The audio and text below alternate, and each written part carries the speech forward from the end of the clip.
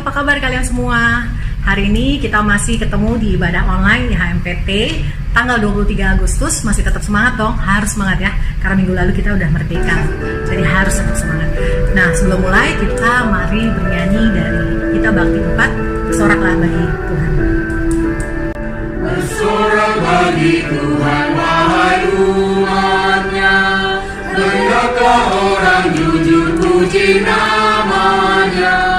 Mainkanlah kecapi dan tabula rebana, bermasmur bagi Tuhan dan bersyukurlah. Nyanyikanlah lagu baru bagi Tuhanmu, nyanyikan suaramu dan bersoraklah, sebab Tuhan berfirman dan semuanya ada, segala isi bumi diciptakannya.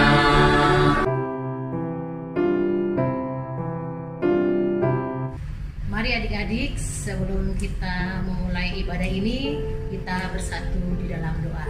Kita berdoa.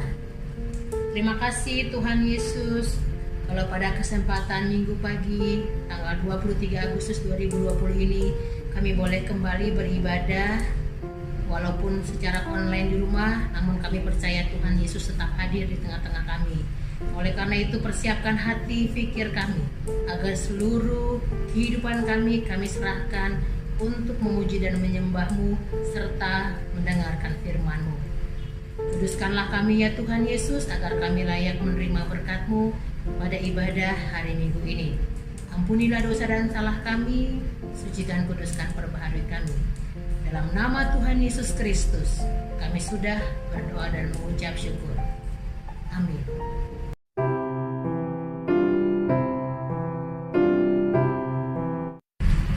Nats pembimbing hari Minggu 23 Agustus 2020 terambil dari kitab Mazmur 111 ayat 7 sampai 10. Perbuatan tangannya ialah kebenaran dan keadilan, segala titahnya teguh, kokoh untuk seterusnya dan selamanya, dilakukan dalam kebenaran dan kejujuran.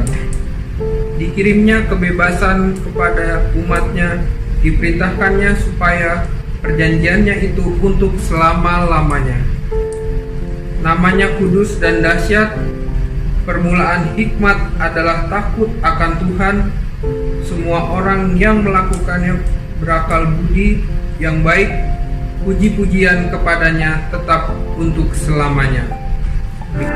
Adik-adik, sebelum masuk firman Tuhan, kita nyanyi bersama dari KJ 59, Bersabdalah Tuhan.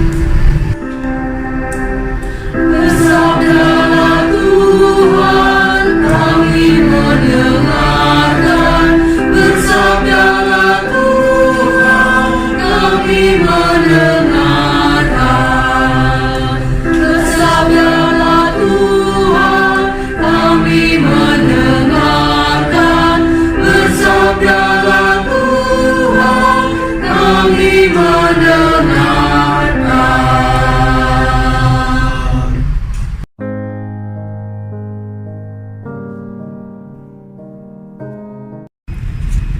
Adik-adik, sebelum kita bersama-sama membaca Alkitab dan belajar lagi mengenai firman Tuhan, kita berdoa dulu ya. Mari kita satu di dalam doa.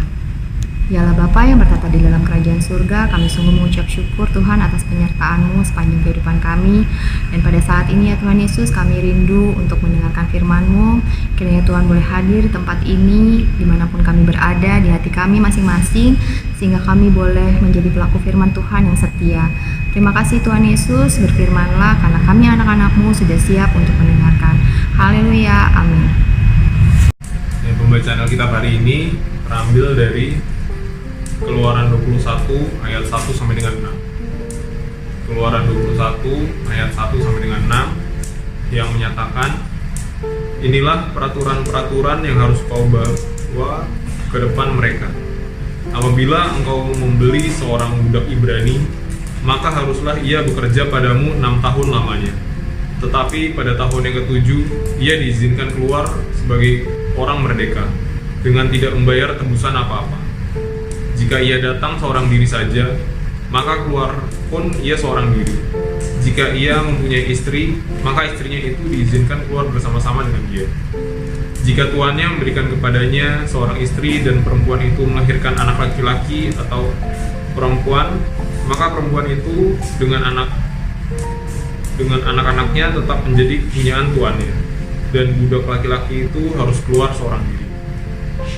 Tetapi jika budak itu dengan sungguh-sungguh berkata, "Aku cinta kepada tuanku, kepada istriku, dan kepada anak-anakku, aku tidak mau keluar sebagai orang merdeka," maka haruslah tuannya itu membawanya menghadap Allah, lalu membawanya ke pintu atau ke tiang pintu, dan tuannya itu menusuk telinganya dengan penusuk, dan budak itu pun bekerja pada tuannya untuk seumur hidup.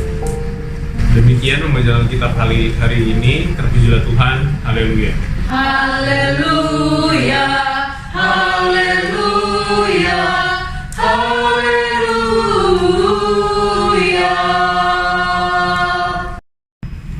Adik-adik, kita sudah membaca Alkitab dari Keluaran 21 ayatnya yang pertama sampai dengan ke-6 mengenai hak budak Ibrani. Nah, adik-adik, kira-kira kita mau belajar tentang apa sih pada hari ini? Ada judul mengenai hak budak Ibrani. Kira-kira kalian tahu nggak arti kata budak? Ayo, apa arti kata budak? Nah, budak itu sebenarnya adalah seseorang yang haknya sudah dibeli. Ya, dalam arti kata dibeli sama siapa? Yaitu dibeli sama tuannya. Di kitab Keluaran ini, adik-adik, ada penekanan atau penjelasan bahwa seorang budak pun punya hak. Jadi kalau adik-adik baca dari ayat 1 sampai ke 6, seorang budak itu di tahun ke-7 itu dia berhak untuk menjadi orang yang bebas atau merdeka. Ya, lalu kalau kalian baca lagi di ayat kedua dan seterusnya, mereka juga punya hak ketika mereka punya istri dan mereka mau keluar di tahun ke-7, mereka juga berhak untuk membawa istrinya.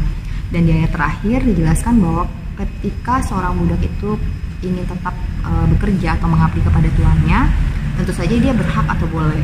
Namun dengan catatan dia harus mengikat janji dengan tuannya untuk selalu setia dengan tuannya itu. Nah, kira-kira kenapa sih hari ini kita mau belajar mengenai hak seorang budak? Nah, momennya pas banget loh adik-adik, karena seminggu yang lalu kita sudah merayakan hari ulang tahun Republik Indonesia atau kemerdekaan Republik Indonesia. Yang kata merdeka itu kan artinya kita sudah bebas dari penjajahan, kita sudah memiliki hak untuk merdeka, ya kan, tidak dibelenggu lagi dengan penjajahan. Nah, gimana sih kita memaknai arti kemerdekaan atau kebebasan itu sendiri? Kalau dilihat dari kitab Keluaran ini kan sebenarnya ditekankan untuk budak Ibrani, artinya untuk bangsa Israel, ya kan, bangsa Israel pun pernah mengalami zaman perbudakan, yaitu di tanah Mesir. Namun di sini Tuhan kembali mengingatkan bangsa Israel bahwa seorang budak pun punya hak, ya kan. Jadi jangan sampai ketika orang Israel yang sudah merdeka terus mereka mempekerjakan seorang budak itu dipandang lagi tidak memiliki hak apa-apa, ya kan. Karena seorang budak adalah seorang manusia juga, dia berhak untuk merdeka. Meskipun mungkin ketika mereka menjadi budak, kebebasan mereka diambil, namun kan manusia tetap merupakan gambaran Allah, ya. Jadi mereka juga punya kebebasan, mereka punya hak untuk hidup sebagai orang merdeka. Nah, makanya di ayat 1-6 ini ditekankan atau Tuhan kembali menurunkan firman-Nya bagaimana diingatkan kembali umat Israel bahwa seorang budak pun punya hak untuk hidup merdeka. Nah, adik-adik, kira-kira apa sih kaitannya dengan kehidupan kita sekarang sebagai anak-anak Tuhan? Seperti yang kita yakini dan kita percaya bahwa kita kan semua adalah umat dari Tuhan Yesus yang sudah pernah datang ke dunia ini untuk menebus dosa kita umat manusia. Artinya ketika Tuhan Yesus sudah menyelamatkan kita, sudah menebus kita sudah tidak lagi diperbudak oleh dosa, ya kan? Karena adik-adik kan meskipun kita sekarang sudah ada di zaman yang merdeka, dosa tetap mengintai di dalam kehidupan kita, gitu. Jadi jangan sampai setelah Tuhan Yesus datang kita pun masih diperbudak oleh dosa, ya kan. Dosa apa aja sih Kak? Ya tentunya banyak, ya kan. Mungkin kita masih suka berbohong, masih suka melakukan hal-hal yang tidak berkenan di mata Tuhan, ya kan, seperti itu. Padahal Tuhan Yesus sudah datang ke dunia ini untuk menebus kita. Artinya kita tidak bisa lagi atau tidak boleh lagi diperbudak oleh dosa, ya kan. Nah, ketika kita berbicara mengenai kebebasan atau kemerdekaan, itu artinya bukan semata-mata kita bebas atau merdeka untuk melakukan apa saja, tetapi kebebasan atau kemerdekaan yang diberikan kepada kita, bagaimana kita memaknainya, yaitu kita harus mengucap syukur, ya kan. Mengucap syukur seperti apa? Ya, kita mengisi kebebasan atau kemerdekaan yang kita punya dengan hal-hal yang positif. Nah, adik-adik sebagai generasi muda yang sudah hidup di zaman merdeka, karena adik-adik kan udah gak harus bawa bambu runcing, ya kan, atau adik-adik tidak harus terpenjara dulu.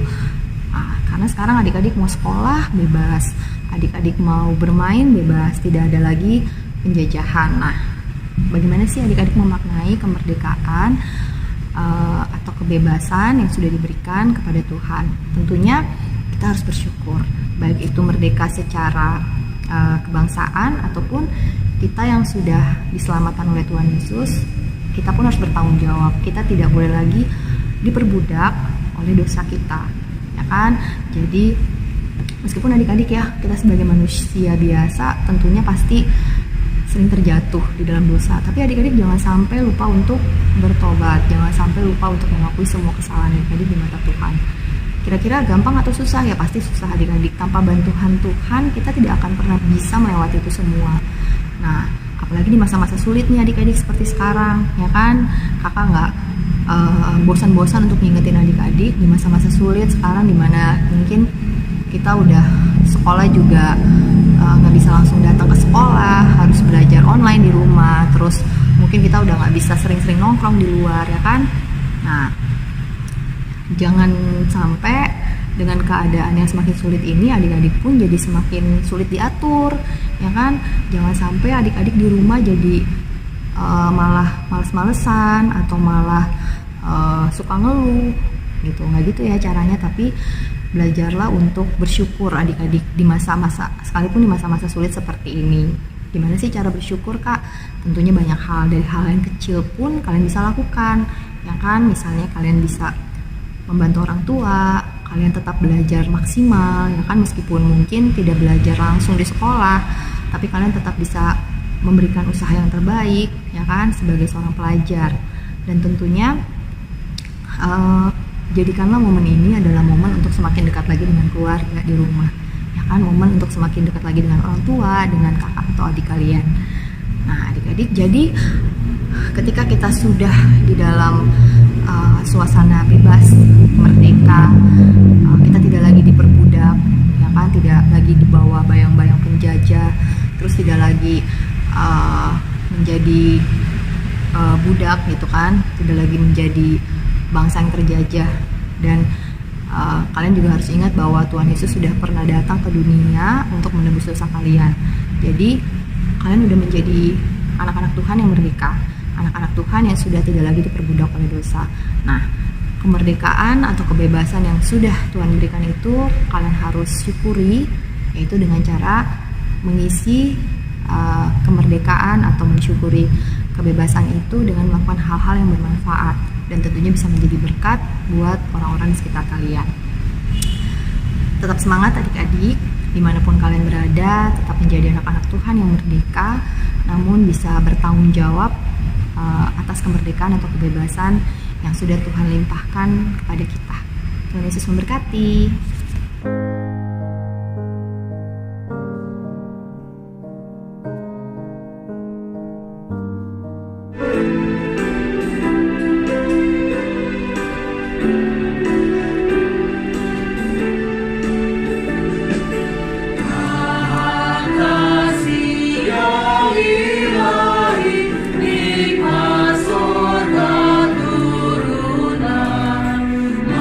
Mendiami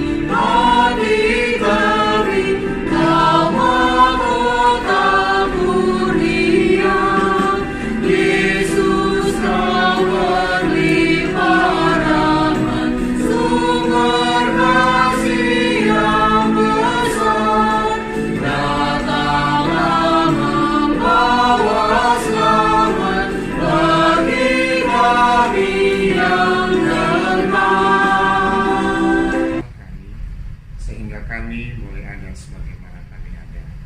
Nafas hidup, kesehatan, kekuatan kami adalah dari Tuhan Yesus. Kami mengucap syukur untuk semua itu ya Tuhan. Dan ya Tuhan Yesus, di saat ini dalam doa kami mohon Engkau mau dengar kiranya doa yang jauh dari sempurna ini, dan Tuhan mau menjawab seturut kehendak Tuhan Yesus saja. Kami mau berdoa ya Tuhan untuk kehidupan para teruna terkasih dimanapun berada. Tuhan memberkati dalam segala keberadaan mereka. Tuhan berkati masa depan mereka. Tuhan juga mau menjadikan para teruna kami sebagai teruna yang takut Tuhan, hormat orang tua. Tuhan Yesus juga menyertai, melindungi orang tua dari teruna kami dalam pekerjaan, usaha, dan apapun yang boleh dilakukan. Ya Tuhan Yesus, kami juga mau berdoa bagi kehidupan mereka di luar sana yang kelaparan, mereka yang menderita karena tidak punya tempat tinggal yang layak, mereka yang sakit, mereka para lanjut usia yang hidup dalam kesendirian bahkan kemiskinan, mereka yang berpenghasilan harian bekerja sebagai supir, tukang ojek, pedagang, keliling, dan lain sebagainya. Semua mereka kami memohon berkat perlindungan Tuhan bagi mereka, dan Tuhan mau mencukupi apa yang menjadi keperluan mereka, dijauhkan dari segala hal-hal yang tidak diharapkan. Dan Tuhan Yesus mau menjadikan kami sebagai saluran kasih berkat Tuhan kepada sesama kami yang memerlukan. Ya Tuhan, kami juga mau berdoa bagi semua program LKPT tahun anggaran 2020-2021 ini di tengah pandemi COVID-19. Tuhan mampukan untuk kami dapat menjalaninya dengan baik hanya untuk kemuliaan nama Tuhan Yesus. Dan Tuhan, Engkau juga memberkati GPIB Ephatha Jakarta. Tuhan mau campur tangan atas segala program kerja yang telah disusun untuk juga dapat dilakukan semua hanya untuk kemuliaan Tuhan. Dan Tuhan juga memberkati semua warga jemaat GPIB Ephatha dimanapun berada. Tuhan mencukupi segala keperluan warga jemaat. Tuhan juga mau melindungi dalam segala aktivitas. Terima kasih Tuhan Yesus. Setiap kami para pelayan LKPT GPIB Ephatha, Tuhan juga memberkati dalam segala pergumulan kami. Tuhan tahu, Tuhan mau campur tangan. Tuhan Yesus, kami mohon ampun atas segala dosa kami dan kehidupan kami hari demi hari. Kami mau serahkan dalam tangan Tuhan.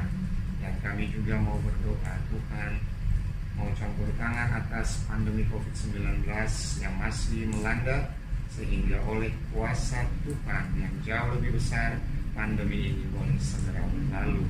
Tuhan juga mau berkati upaya-upaya yang dilakukan dalam penanganan pandemi ini sehingga boleh berhasil, bahkan dalam upaya pengembangan vaksin atau obat dimanapun juga termasuk oleh negara kami Indonesia. Tuhan buat berhasil. Terima kasih Tuhan Yesus. Inilah doa kami.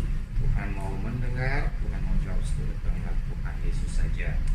Dalam nama Tuhan Yesus Kristus yang telah mengajar kami berdoa, kami berdoa bersama.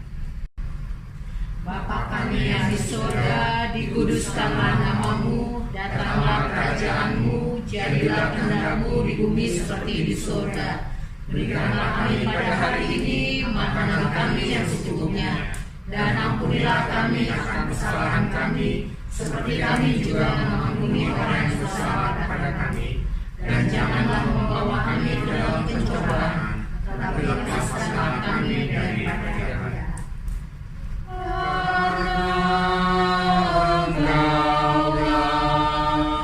Yang mempunyai kerajaan dan kuasa dan kemuliaan sampai selama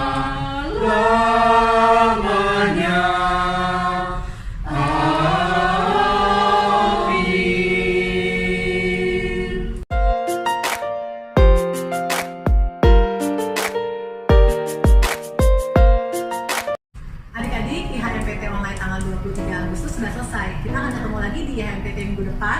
Dan harus tetap semangat karena Tuhan Yesus selalu ada buat kita semua. Sampai minggu depan adik-adik.